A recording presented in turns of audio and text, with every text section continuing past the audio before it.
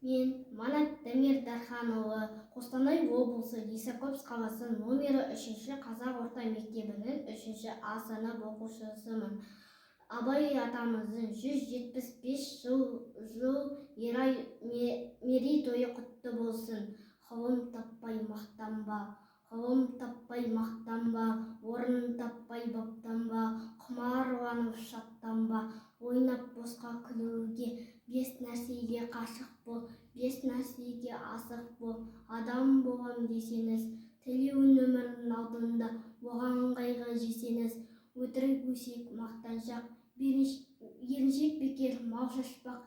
5 дұшпанын білсеңіз, талап еңбек терең ой, қанағат рахым ойлап қой, 5 асыл іс көнсеңіз, жамандықты көрсеңіз, нәпрәтлі суытып көңіл тыйсаңыз, жақсылықты көрсеңіз, ғибратлы оны ойға жисаңыз, ғалым болмай немене, балалықты қисаңыз, болмасан да ұқсап бақ, бір ғалымды көрсеңіз, ондай болмақ қайда деп айтпа ғалым сүйсеңіз, сізге ғалым күн берер, жанбай жатып сөнсеңіз, дүниеде өзі, малда өзі, ғылымға көңіл бөлсеңіз, білгендердің сөзіне махаббатпен ерсеңіз, ақыл сенбеңіз, бір іске келсеңіз,